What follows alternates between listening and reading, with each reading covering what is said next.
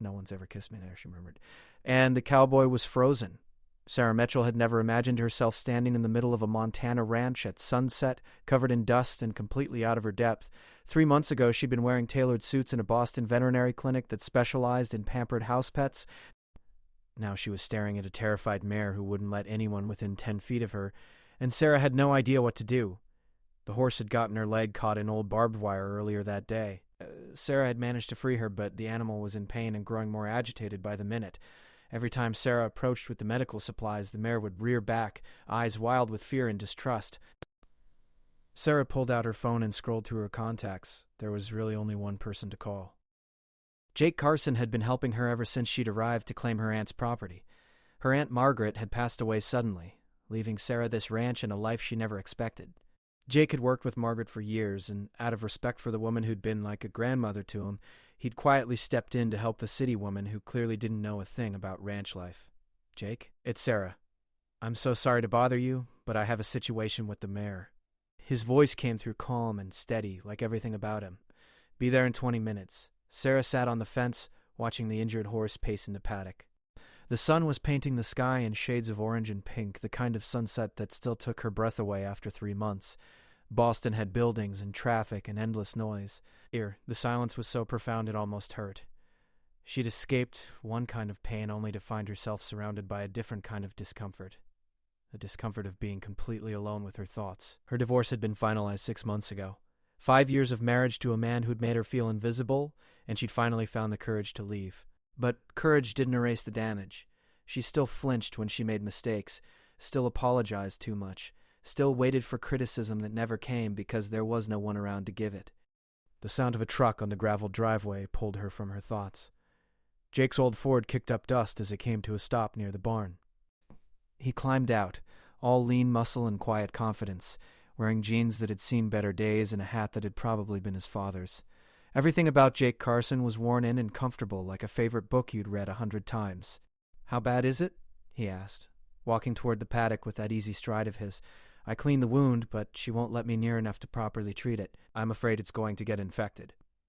Jake nodded, studying the mare from a distance. "She's scared. Pain makes animals defensive. They don't know you're trying to help. They just know you're something that might hurt them more." He said it simply, but Sarah felt the words land somewhere deeper. Wasn't that exactly how she'd been living? So afraid of more pain that she kept everyone at arm's length? Jake opened the gate and stepped into the paddock. He didn't rush toward the horse. Instead, he just stood there, completely still, his hands relaxed at his sides. The mare watched him with suspicious eyes, her ears flat against her head. "It's all right, girl," Jake said softly. "Nobody's going to hurt you." Sarah watched from the fence as Jake spent the next 20 minutes doing almost nothing. He'd take a small step forward, then wait. The mare would shift nervously, and he'd stop moving entirely. Gradually, impossibly, the distance between them shrank. Jake was murmuring to the horse the whole time, his voice low and soothing, words Sarah couldn't quite make out. The sky deepened from pink to purple as Jake finally stood close enough to extend his hand. The mare's nostrils flared, and for a moment Sarah thought she might bolt, but Jake didn't move. He just waited with infinite patience until, finally, the horse lowered her head and allowed him to touch her neck. "That's it," Jake said. "See? Nobody's going to hurt you." Sarah felt her throat tighten unexpectedly. There was something about watching this man gentle a frightened animal with such care that made her own carefully constructed walls feel thinner. Sarah?" Jake called out quietly. "Bring the supplies." "Move slow." She gathered the medical kit and entered the paddock, her heart pounding. She'd treated countless animals in her career, but she'd always had assistants, proper facilities, and animals that were already calm. This felt different, more real somehow. Jake kept one hand on the mare's neck, maintaining that connection, as Sarah knelt beside the injured leg. The wound wasn't as bad as she'd feared, but it definitely needed attention. With Jake's steady presence keeping the horse calm, Sarah was able to clean the injury properly, apply antibiotic ointment, and rapid and clean bandaging. "You're good at this," Jake said as she worked. "Your aunt told me you were one of the best vets in Boston." Sarah felt her cheeks warm. Compliments still felt foreign to her. "I treated cats and dogs with anxiety issues and dietary sensitivities. This is different. Different doesn't mean less valuable. These animals need you too." When Sarah finished, Jake spent another 10 minutes slowly stepping away from the mare, letting her adjust to the absence of his touch gradually. By the time they left the paddock, full darkness had fallen, and the sky was scattered with more stars than Sarah had known existed. "Thank you," she said. "I don't know what I would have done without you." Jake smiled, just a slight curve of his mouth. "You'd have figured it out. You're tougher than you think. I don't feel tough. Tough people rarely do." Sarah surprised herself by asking, "Do you want some coffee?" "It's the least I can do." They sat on the porch of the small ranch house, mugs warming their hands against the cooling night air. The conversation started with safe topics: the ranch, the upcoming weather, plans for the winter. But somehow, as the night deepened, the conversation did too. Jake told her about growing up on his family's ranch, about learning to ride before he could properly walk, about his father teaching him that animals responded to intention as much as action. Dad used to say that horses know what's in your heart. If you come to them with fear or anger or impatience, they'll feel it. But if you come with calm and respect, they'll give you everything they have. Sarah found herself sharing more than she'd intended. She told him about Boston, about the clinic where she'd worked alongside her ex-husband, about slowly realizing that she'd built a life that looked perfect from the outside but felt hollow on the inside. "I spent 5 years trying to be enough," she said quietly, staring into her coffee mug. "Trying to be the right kind of wife, the right kind of partner. And it was never enough." Jake was quiet for a long moment. "Some people don't know how to see what's right in front of them. That's their failing, not yours." The words were simple, but they carried a weight of understanding that made Sarah's eyes sting with unexpected tears. She blinked them back, not ready to be that vulnerable yet. They sat in comfortable silence after that, listening to the crickets and the distant sound of the horses settling in for the night. Sarah couldn't remember the last time silence had felt comfortable instead of oppressive. With her ex-husband, silence had been a weapon, a sign of disapproval and disappointment. With Jake, it just felt peaceful. "I should go," Jake said eventually, standing and setting his mug on the porch railing. "Early start tomorrow." "Of course. Thank you again for everything." As he walked toward his truck, he paused and turned back. "Sarah, you did good today. With the mare. Don't sell yourself short." She watched his tail lights disappear down the driveway, feeling something unfamiliar stirring in her chest. It took her a moment to recognize it. Hope. Just a small flicker of it, but it was there. Sarah touched her wrist absently, feeling the thin scar hidden beneath her sleeve. A reminder of the lowest point in her marriage, a moment of desperation she rarely allowed herself to think about. Jake had noticed it earlier when she'd pushed her sleeves up while working, but he hadn't asked, hadn't pushed, hadn't made her explain something she wasn't ready to share. That restraint, that respect for her boundaries felt like its own kind of gift. As Sarah went inside and locked up for the night, she realized that for the first time in months, she wasn't dreading tomorrow. Maybe, just maybe, she was actually looking forward to it. The morning after Jake helped with the mare, Sarah woke up earlier than usual. She lay in bed for a moment, watching the pale light of dawn creep across the ceiling, and realized she felt different somehow. Lighter.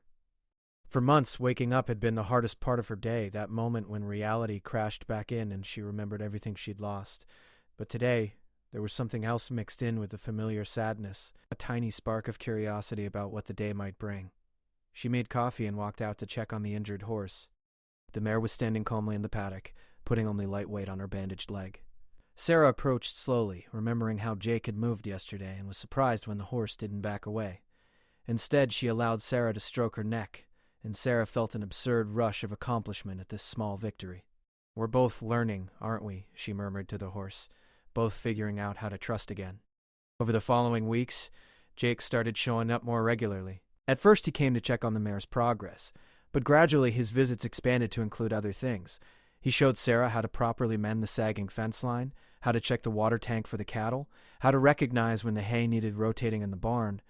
He never made her feel stupid for not knowing these things, never showed impatience when she asked questions. One afternoon they were working together to organize the cluttered tack room when Sarah asked him about the photographs on the wall. They were old, some fading to sepia, showing her Aunt Margaret at various stages of her life with different horses and dogs. "She loved this place more than anything," Jake said, a smile in his voice. "Used to say that animals were more honest than most people she'd met." "I barely knew her," Sarah admitted. "She and my mother had some falling out before I was born. I only met her once, when I was 7. but she left me everything in her will. Sarah paused, running her hand along the worn saddle. Sometimes I wonder why. Why give all this to someone who was basically a stranger? Jake considered this. Your aunt told me once that family isn't always about blood. It's about recognizing kindred spirits. Maybe she saw something in you, even from that one meeting when you were a kid. The thought made Sarah's chest feel tight. I wish I'd known her better. Wish I'd reached out before it was too late. She knew you were going through something difficult. That's why she left you this place. She told me, right before she passed, that sometimes people need somewhere to heal, somewhere away from everything that hurt them. Sarah looked at Jake then, really looked at him. He was gazing at one of the photographs, his expression soft with memory and affection. This man had cared deeply for her aunt, had respected her, and now he was extending that same care to Sarah without expecting anything in return. It was so different from what she'd known. Can I ask you something? Sarah said. Sure. Why are you helping me? I mean, really? You barely know me. You don't owe me anything. Jake was quiet for a moment, then met her eyes. Your aunt was good to me when I needed it. And besides, helping doesn't need a reason beyond someone needing help and you being able to give it. Such a simple philosophy, but it struck Sarah how revolutionary it felt compared to the transactional relationship she'd had with her ex-husband, where every favor came with strings attached, every kindness was catalogued and expected to be repaid. As spring turned towards summer, their time together increased. Jake taught her to ride properly, not just the basic skills her aunt had apparently started teaching her horses years ago, but the deeper communication between rider and animal. Sarah found herself looking forward to his truck pulling up the driveway, to the easy conversation and the comfortable silences. One particularly hot afternoon, they were taking a break from moving hay bales, sitting in the shade of the barn with cold water bottles. Sarah had rolled up her sleeves, too hot to care about the small scar on her wrist being visible. She saw Jake notice it again, saw something flicker across his face, but still he didn't ask. Instead, he started talking about his own past. I was engaged once, about 5 years ago. Sarah looked at him, surprised. This was the most personal thing he'd shared. Her name was Rebecca. We grew up together, dated through high school and college. Everyone expected us to get married, and I did too. I loved her. He took a long drink of water, but she wanted more than ranch life. Wanted the city, wanted excitement, wanted things I couldn't give her. She left for Denver, and I haven't heard from her since. I'm sorry, Sarah said softly. Jake shrugged, but she could see it still carried weight.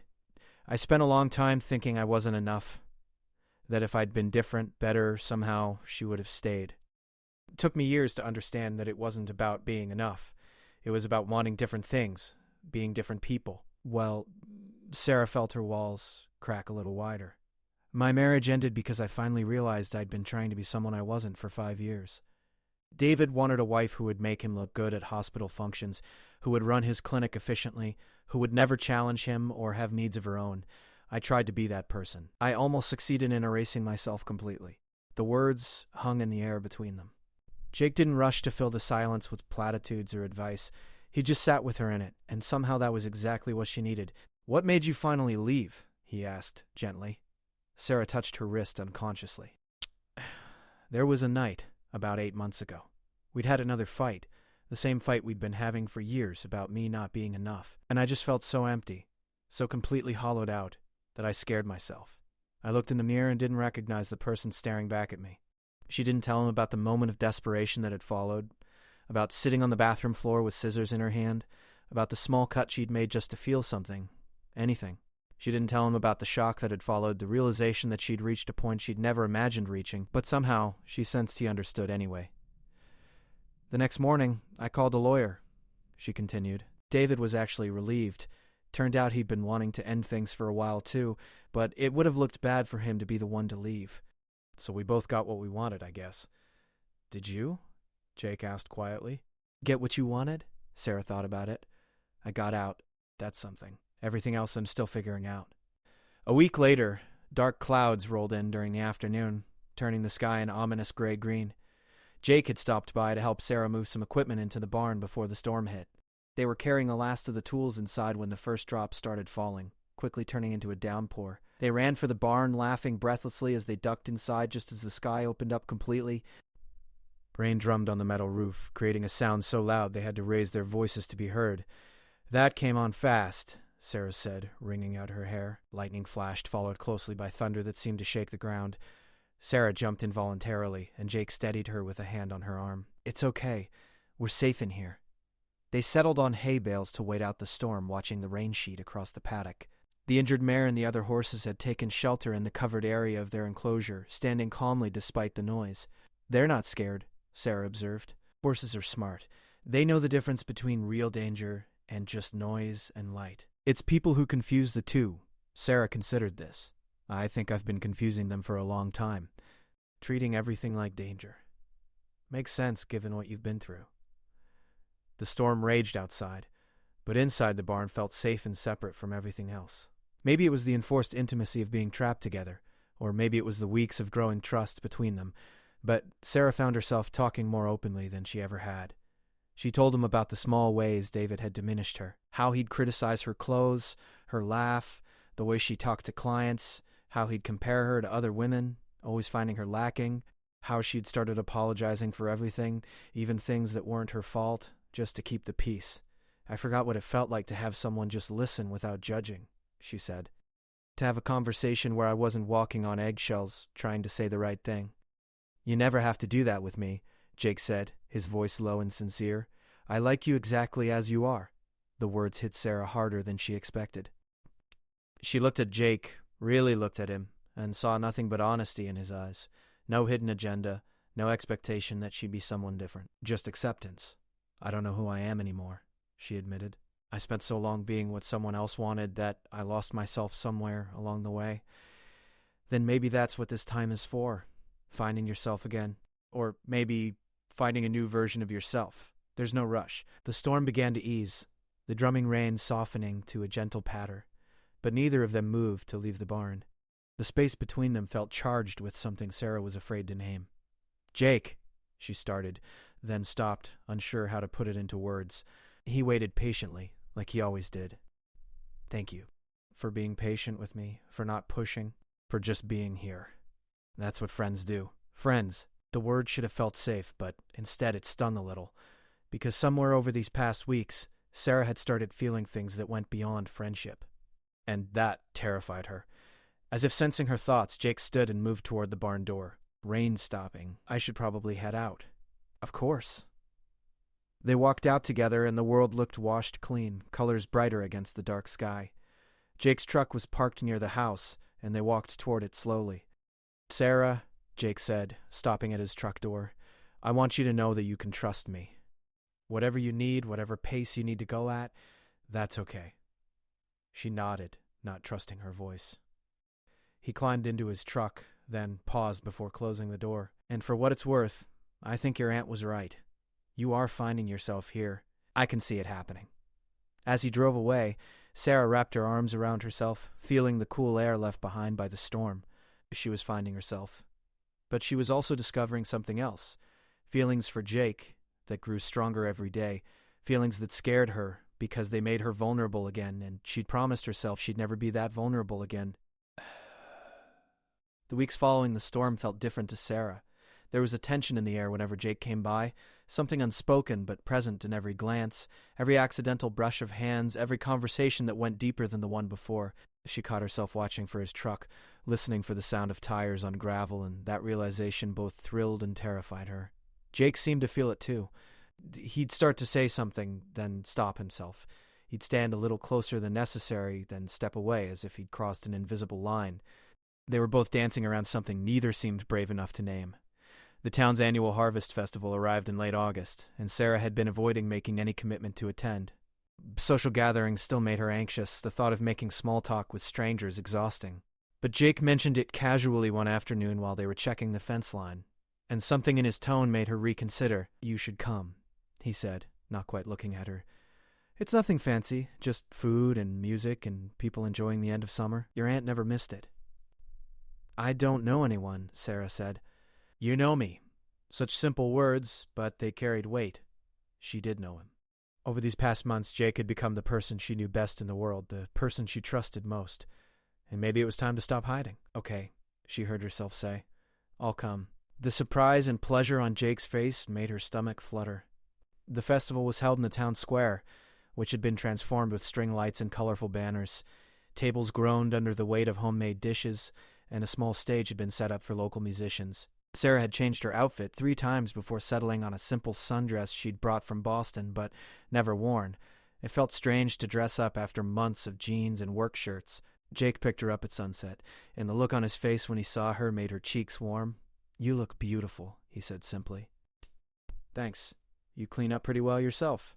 He did. In dark jeans and a pressed shirt, his hat traded for going bareheaded. Jake looked different, not quite so much like the ranch hand who'd been teaching her about cattle and horses, but like a man taking a woman somewhere special. The festival was in full swing when they arrived. People called out greetings to Jake, and he introduced Sarah to what felt like half the town. Everyone had stories about her Aunt Margaret, stories that made Sarah wish even more that she'd known the woman who'd left her this new life. "Your aunt once helped birth a calf in the middle of my daughter's birthday party," one older woman said with a laugh. "Didn't even hesitate, just rolled up her sleeves and got to work. Best birthday story my kid has to this day." Sarah collected these stories like precious gems, building a picture of a woman who'd been loved and respected, who'd been fully herself without apology. As the evening deepened, a band started playing on the stage. The music was simple country tunes, and couples moved onto the makeshift dance floor. Sarah watched them, feeling a pang of something she couldn't quite name. "Dance with me?" Jake asked, appearing at her elbow. Her heart jumped. "I'm not very good at dancing." "Neither am I, but nobody here cares about that." He offered his hand, and after a moment's hesitation she took it. His palm was warm and calloused against hers as he led her onto the dance floor. The song was slow, and Jake pulled her closer, one hand at her waist, the other still holding hers. Sarah had danced at her wedding, stiff and formal movements that had felt choreographed rather than felt. This was different. Jake moved with the same easy confidence he brought to everything, and gradually Sarah relaxed into it, letting him guide her. "See? You're doing great," he murmured. They danced through 2 songs, and Sarah felt something shift between them. The way Jake looked at her, the way his hand pressed gently at the small of her back, the way they seemed to fit together, it all spoke of something more than friendship. When the song ended, neither of them immediately moved apart. "Want to get some air?" Jake asked, his voice slightly rough. They walked away from the festival, following a path that led to a meadow just beyond the town square. The moon was nearly full, casting silver light across the grass and wildflowers. The music from the festival drifted faintly on the breeze, but here they were alone, with the crickets and the stars. Sarah hugged herself, suddenly nervous. They'd been alone countless times on the ranch, but this felt different, more deliberate, more significant. "Sarah," Jake started, then stopped, seeming to wrestle with his words. "These past few months, getting to know you, spending time with you, it's meant a lot to me." Her heart was pounding now. "It's meant a lot to me, too. I know you've been through something hard. I know you're still healing, and I don't want to push or rush anything." He turned to face her fully. "But I need you to know that what I feel for you, it's more than just helping out a neighbor. It's more than friendship." Sarah felt tears spring to her eyes, unexpected and overwhelming. "Jake, you don't have to say anything," he said quickly. "I just needed you to know." But Sarah found she wanted to say something. Needed to. The words had been building for weeks, trapped behind walls of fear and self-protection, and suddenly they couldn't be contained anymore. When David looked at me, even in the beginning, when things were supposedly good, I always felt like I was being evaluated, like I was constantly being measured against some standard I could never quite meet. Her voice shook, but she pushed on. "He never made me feel wanted. Not really, not in the ways that mattered."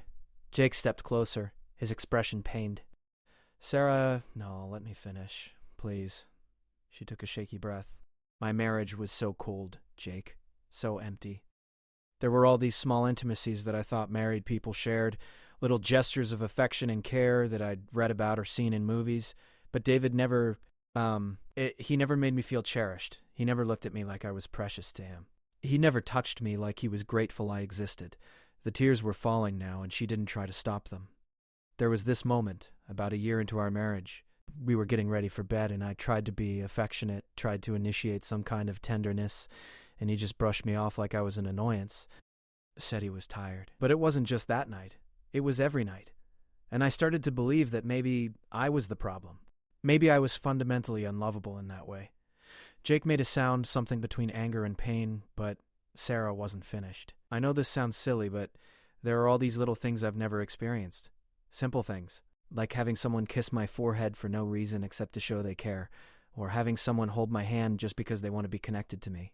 Or being hugged from behind while I'm doing something mundane just because. Her voice broke. David never did any of that. He made me feel like wanting those things meant I was needy and difficult. She looked up at Jake through her tears, seeing his face twisted with emotion in the moonlight. And the terrible thing is, I still want those things. Even after everything, even knowing how badly I can be hurt, I still want to feel cared for in all those small ways. I want someone to look at me like I matter, like I'm worth being gentle with. Sarah, Jake breathed, and his voice was rough with feeling. He took a step toward her, then stopped, his hands clenched at his sides. You deserve all of that. You deserve every bit of tenderness and care. You always did. But that's what scares me, she whispered. 'Cause I can feel myself wanting those things with you. And what if I'm wrong again? What if I'm seeing something that isn't there? What if I let myself be vulnerable and it destroys me? His whole body was tense, his jaw tight, his hands trembling slightly. She'd just laid herself completely bare before him, admitted needs and desires she'd never spoken aloud to anyone, and she could see how much it affected him. I need you to understand something, he said finally, his voice barely above a whisper. What you just told me, the trust you just showed me by sharing that. He broke off, closing his eyes briefly. Sarah, I'm frozen right now, not because I don't want to give you everything you just described. I'm frozen because I want it so much it terrifies me. He opened his eyes and met her gaze. I'm scared I'll mess this up. I'm scared I'll let you down somehow, that I won't be what you need. Because you deserve someone who knows how to love you right, and I'm just a cowboy who's never been good with words or big gestures. Jake, but standing here, listening to you talk about all the ways you weren't cherished, all the tenderness you were denied, it makes me want to spend every day showing you what you should have had all along. It makes me want to be so careful with your heart that you never doubt for a second that you're precious. The moonlight caught the shine in his eyes, and Sarah realized he was fighting tears too. I'm frozen because the weight of what you're trusting me with feels enormous, he continued. You're not just telling me you have feelings. You're telling me about wounds that haven't healed, about needs that have never been met, about hope you're terrified to have. And I'm frozen because I don't want to be another person who fails you. Sarah took a step toward him, closing the distance between them. What if we're both scared? What if neither of us knows if we'll get this right, but we try anyway? Jake looked at her for a long moment, something shifting in his expression. Slowly, carefully, as if she might startle and run, he reached up and cupped her face in his hands. His touch was gentle, reverent, exactly the kind of tenderness she'd just confessed to craving. I can't promise I'll be perfect, he said softly. But I can promise I'll try every day to make you feel valued, to make you feel seen, to give you all those small intimacies that you've been missing. He leaned forward and pressed his lips to her forehead, a soft kiss that lasted several heartbeats. It was such a simple gesture, but Sarah felt it all the way through her body. This was what she'd meant, this exact thing. And he'd understood. When he pulled back, she saw her own vulnerability reflected in his eyes. Can we take this slow? She asked. Can we figure this out together without rushing? As slow as you need, Jake promised. I'm not going anywhere. They stood together in the meadow as the music from the festival played on, neither quite ready to return to the world yet. Sarah felt raw and exposed, but also lighter somehow. She'd spoken truths she'd been carrying alone for so long, and instead of using them against her or treating them as weakness, Jake had held them carefully. We should probably head back, Jake said eventually. People will wonder where we went. Let them wonder, Sarah said, surprising herself with a small smile. Jake laughed, a warm sound that wrapped around her like a blanket. There she is. There's that spark your aunt always told me you had. They walked back toward the festival hand in hand, and Sarah felt the weight of possibility settling over her. She was scared, yes, terrified even, but for the first time in years she was also hopeful. And maybe, just maybe, that was enough to start with. The morning after the festival, Sarah woke with her heart racing. In the clear light of day, everything she'd confessed to Jake the night before came flooding back, and embarrassment washed over her. She'd been so vulnerable, so raw. She'd told him things she'd never told anyone, admitted needs that made her feel exposed and childish. What if he thought differently of her now? What if the weight of her confession had been too much? She went through her morning routine, mechanically, feeding the horses, checking water troughs, all the tasks that had become familiar over these months. But her mind was elsewhere, replaying every word from the meadow, every emotion that had crossed Jake's face. By mid-morning, she still hadn't heard from him. No text, no call, no truck pulling up the driveway. The silence felt deafening. Maybe he'd realized overnight that he didn't want to take on someone with so much baggage. Maybe her honesty had scared him away. Maybe he'd just been kind in the moment but had no intention of actually pursuing anything with her. Sarah recognized these thoughts for what they were, the old patterns of thinking that David had instilled in her, the constant second-guessing and assumption that she was too much or not enough. But recognizing them didn't make them stop. By afternoon, she was convinced she'd ruined everything. She'd taken a fragile, beautiful friendship and destroyed it by wanting more, by needing more. She should have just kept her mouth shut, should have been grateful for what she had instead of reaching for something that was never meant to be hers. She was mucking out the stalls when she heard the truck.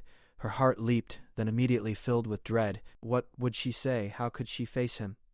But when Jake appeared in the barn doorway, he didn't look like someone who was about to let her down easy. He looked troubled, conflicted.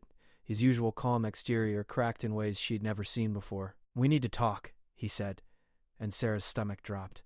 They sat on hay bales in the barn, the same spot where they'd weathered the storm weeks ago. But this time, the air between them felt heavy with unspoken things.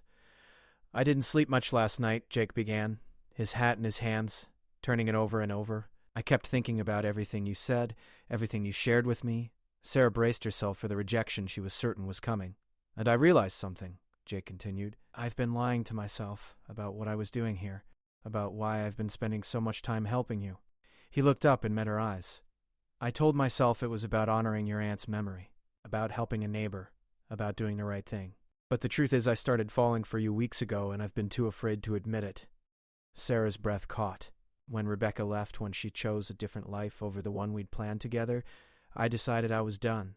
Done hoping, done risking, done opening myself up to that kind of hurt. I told myself I was fine alone, that I didn't need anyone, that love wasn't worth the pain it could cause." Jake set his hat aside and leaned forward, elbows on his knees. "But then you showed up? This city woman who was completely lost, who looked at ranch life like it was a foreign country, who was clearly running from something painful, and I told myself I was just helping out, nothing more." "Jake, let me finish, please. I need to say this."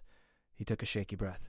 "Yesterday, when you told me about all the ways you'd been hurt, about all the tenderness you'd missed, about all the small intimacies you'd never experienced, it broke something open in me, because I realized I wanted to be the person who gave you all of that. I wanted it so badly it physically hurt."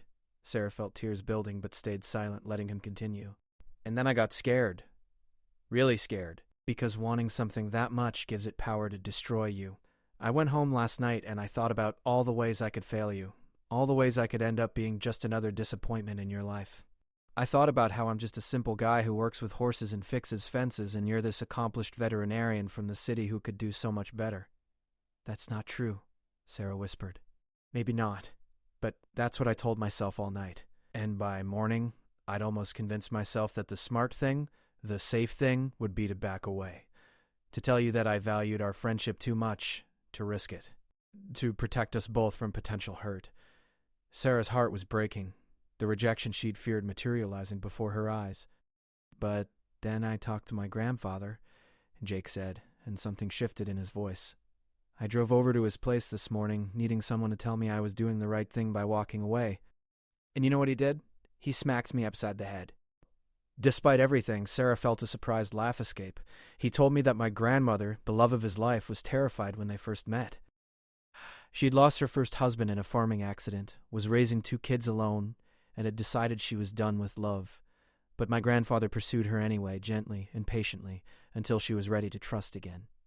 Jake's voice grew thick with emotion. He said, "Son, sometimes people come into our lives carrying wounds. The question isn't whether they're damaged or whether you might get hurt. The question is whether you're brave enough to hold that tenderness with care, whether you're man enough to be patient while someone learns to trust again, and whether you love them enough to try, even knowing you might fail." Sarah was crying openly now, tears streaming down her face. "So I realized I was being a coward," Jake continued, his own eyes glistening. "I was so focused on protecting myself from potential pain that I was willing to walk away from something real, from someone who matters to me more than my own fear." He reached out and took her hand, and Sarah gripped it like a lifeline. "Sarah, I can't promise I'll always know the right thing to do. I can't promise I won't make mistakes or that I'll always understand what you need. But I can promise that I'll try. Every single day I'll try to be the person you can trust with your heart. I thought you were going to tell me you couldn't do this," Sarah said through her tears. "I thought I'd scared you away. "You did scare me," Jake admitted. "You terrified me." But I realized that some things are worth being terrified for. They sat there, hands clasped, both of them crying and laughing at the same time, the weight of fear and vulnerability somehow shared now instead of carried alone. "I want to try," Sarah said. "I want to try this with you, but I need you to know that I'm going to be scared sometimes. I'm going to doubt myself, doubt us. I'm going to have moments where all the old fears come back." I know. I'll probably have those moments too. And I need patience. I need time to learn how to trust again, how to believe that someone can care for me without conditions or expectations. Jake squeezed her hand. "I've got nothing but patience. And as for conditions, the only thing I expect is honesty. When you're scared, tell me. When you need space, tell me. When you need reassurance, tell me. We'll figure this out together." Over the following days, Jake made good on his promise. He didn't push, didn't rush, but he was present in ways that made Sarah feel valued and seen. He started showing up with coffee in the mornings, not to work necessarily, but just to spend time together before the day began. He'd text her during the day with small observations. A funny thing his horse did, a beautiful sunset he thought she'd appreciate, a reminder that he was thinking of her. The gestures were small, but they added up to something significant.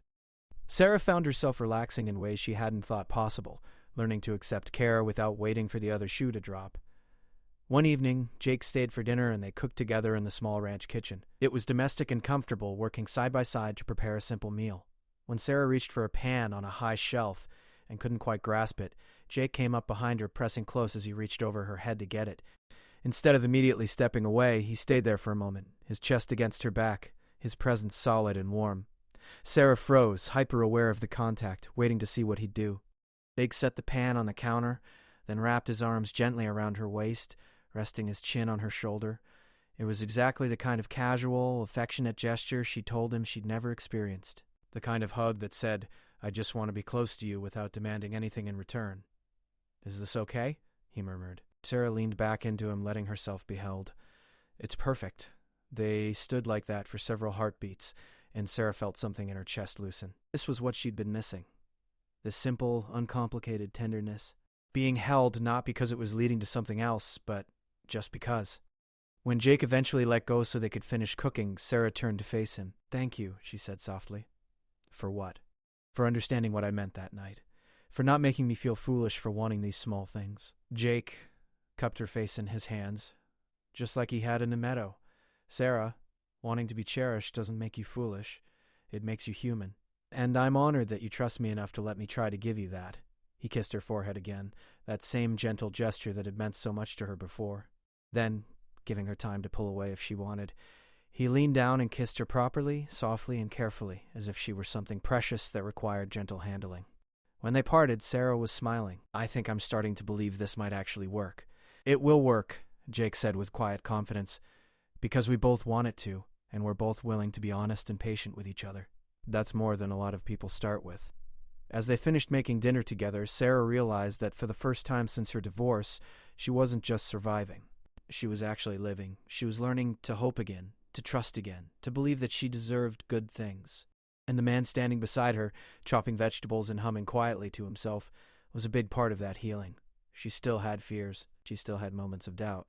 But she also had Jake's steady presence, his patient kindness, and his willingness to meet her exactly where she was. And maybe that was enough. Maybe that was more than enough. Maybe that was everything.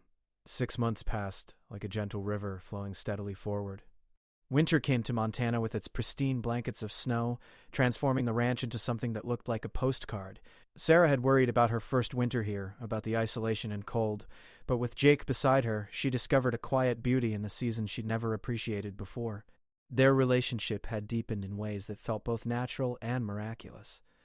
Jake had kept every promise he'd made. He was patient when Sarah's old fears surfaced, understanding when she needed space, and present when she needed reassurance. And Sarah, for her part, was learning to voice her needs instead of hiding them, learning to trust that vulnerability wouldn't be used as a weapon against her. The ranch had become truly hers now, not just a place she'd inherited, but a home she'd built through hard work and determination. She'd opened a small veterinary practice in town, starting with just a few clients, but gradually building a reputation. The people of the community had embraced her not just as Margaret's niece, but as herself, someone who cared deeply about animals and worked hard to help them. On a crisp morning in early March, Sarah was in the barn checking on a pregnant mare when she heard an unfamiliar vehicle pull into the driveway. She walked out to see a sleek black sedan, completely out of place against the rustic backdrop of the ranch. Her stomach tightened with an inexplicable sense of dread even before the driver's door opened. David stepped out, looking exactly as she remembered. Polished shoes, expensive coat, that practiced smile that had once made her heart race but now just made her feel tired. He looked around the property with barely concealed disdain, as if he couldn't quite believe she'd chosen this life over the one they'd had together. "Sarah?" he said, his tone warm in that calculated way she'd once mistaken for genuine affection. "You look well. Country life agrees with you. What are you doing here, David?" She kept her voice neutral, refusing to show how much his unexpected appearance had rattled her. "Can't a man visit his ex-wife?" "I've been worried about you, buried out here in the middle of nowhere." He took a step closer, and Sarah instinctively took one back. "I came to talk, to see if maybe we'd both been too hasty in ending things." Sarah stared at him in disbelief. "Hasty? David, we were divorced 6 months before I even moved here, and you were the one who was relieved when I asked for the divorce." "I was angry and hurt," he said smoothly. "People say things they don't mean when emotions are running high. But I've had time to think, time to realize what I lost. The practice isn't the same without you. I'm not the same without you." Before Sarah could respond, she heard another vehicle approaching. Jake's truck appeared on the road, and she felt relief flood through her. He pulled up beside David's sedan, and the contrast between the two men and their vehicles was almost comical. Where David was all polish and precision, Jake was authentic and grounded. Where David's car screamed expensive pretension, Jake's truck was practical and well used. Jake climbed out, his eyes immediately finding Sarah's, reading her discomfort in an instant. "Everything okay here?" "Everything's fine," David said before Sarah could answer, looking Jake up and down dismissively. "And you are?" "Jake Carson." "I'm Sarah's partner." The word hung in the air. Partner. Not boyfriend, not friend, but something that carried weight and commitment. Sarah felt warmth spread through her chest. David's practiced smile tightened. "Well, I was just telling Sarah that I've reconsidered our divorce. I think we both made a mistake, and I'd like to discuss reconciliation." "There's nothing to discuss," Sarah said firmly, finding her voice. "I'm not interested in reconciling, David. I've moved on. I've built a new life here, and I'm happy." "Happy," David scoffed, gesturing at the ranch around them. "Living in the middle of nowhere, treating farm animals instead of working in a proper clinic." "Sarah, be reasonable. You're wasting your education and your potential out here." Sarah felt anger flash through her, hot and clarifying. This was exactly what her marriage had been. David deciding what her potential should be, what her life should look like, never once asking what she wanted. "My education isn't wasted," she said, her voice steady despite the emotion churning inside her. "I help animals that need me. I'm part of a community that values me, and I'm finally living a life that's actually mine, not one designed to make someone else look good." David's expression hardened. "Is this about him?" He jerked his head toward Jake. "You threw away our marriage, our practice, everything we built together for some cowboy?" "I threw away a marriage that made me miserable," Sarah corrected. "I left long before I met Jake, and the life we built together was the life you wanted, David. You never once asked me what I wanted. You never made me feel like my dreams mattered. That's not fair. No, what wasn't fair was you spending 5 years making me feel like I was never quite good enough, never quite smart enough, attractive enough, compliant enough. You wanted a wife who would orbit around you like a satellite, and when I finally realized I'd lost myself trying to be that person, I left. That decision had nothing to do with Jake, and everything to do with choosing myself for once." Jake had remained quiet, letting Sarah speak for herself, but now he stepped slightly forward. "I think you should leave," he said calmly. Sarah's made her position clear. David looked between them, and Sarah could see him calculating, trying to figure out his next move. This was the man who'd always been able to talk his way into getting what he wanted, who'd convinced her for years that her perceptions were wrong and his were right. "Sarah, you're making a mistake," David tried one more time. "Whatever fantasy you're living here, it won't last. You'll get bored of rural life, of him. And when you do, I might not be willing to take you back." The words were meant to plant seeds of doubt, to make her question her choices. 6 months ago, they might have worked. But Sarah wasn't that person anymore. "Then I guess it's good I'm not planning to come back," she said. "Goodbye, David. Please don't come here again." She watched as David's composed expression cracked slightly, revealing the anger beneath. He wasn't used to being dismissed, wasn't used to Sarah standing up to him. He got back in his car without another word and drove away, kicking up gravel as he left. Sarah stood watching until his car disappeared from view, then let out a long, shaky breath. Jake moved closer, not touching her but present, waiting to see what she needed. "I can't believe he actually came here," she said, half laughing in disbelief. "What did he think would happen? That I'd just give up everything and go back? Some people can't imagine that others might be happy without them," Jake said quietly. Sarah turned to face him, really looking at him. This man who'd shown her what real partnership looked like, who'd been patient with her healing, who'd given her space to become herself again. "I need you to know something," she said, "okay? When David said I left him for you, he was wrong. I left him for me. I left because I deserved better than a marriage that made me feel small and invisible." She took Jake's hand. "But finding you, being with you, that's taught me what better actually looks like. You've shown me that wanting tenderness and care and genuine connection isn't asking too much. It's the bare minimum I should expect." Jake's expression softened. "You taught me things too.